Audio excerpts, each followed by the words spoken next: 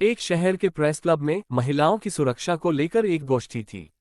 यहीं मुझे एक बुजुर्ग मिले, काली पैंट, नीली शर्ट और उस पर मैचिंग टाई।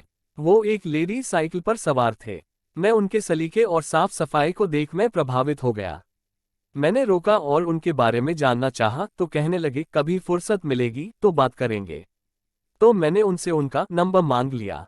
अगले दिन दोपहर बाद खाली समय था तो सोचा बात करूं। मैंने उनको फोन किया तो पता चला कि वे सुभाष रोड पर हैं। मैं भी पास में ही था तो मैंने उनसे कहा कि रुकिए, मैं भी आता हूं। गुरु नानक वेडिंग पॉइंट पहुंचा तो उन्हें साइकिल के साथ खड़ा पाया, काली पैंट, व्हाइट शर्ट और मैचिंग टाई पहने। हम दोनों वेडिंग पॉइंट की ओर चले गए। मैं वहां दीवार के साथ बनी एक सीमेंट की सिल्ली पर बैठ गया और उन्हें एक कुर्सी पर बिठा दिया।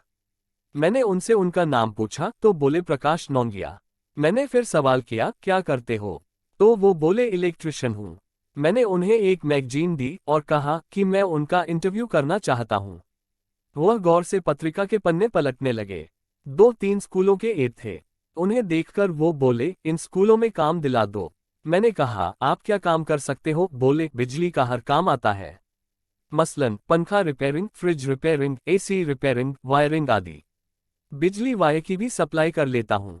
इस बीच उनकी नज़र पैंट पर गई तो कुछ हल्की सी मिट्टी लगी थी।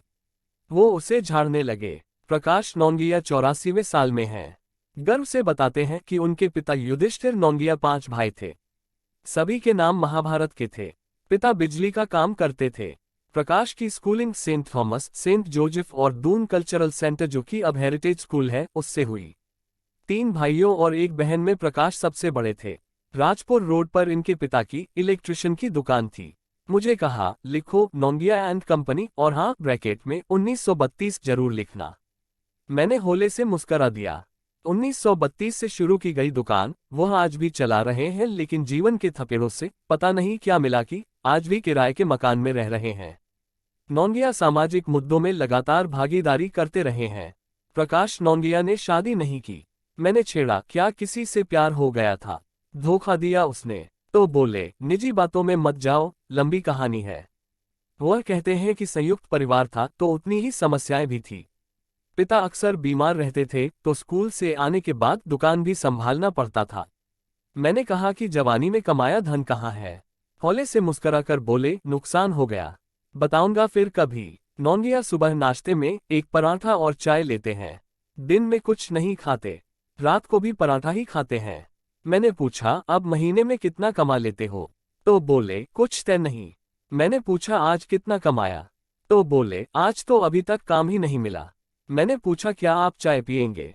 तो स्वाभिमानी ऐसे कि बोले, चलो पीते हैं, लेकिन बिल मैं दूंगा, मेरे पास पैसे हैं, कहकर पर्स निकालने लगे।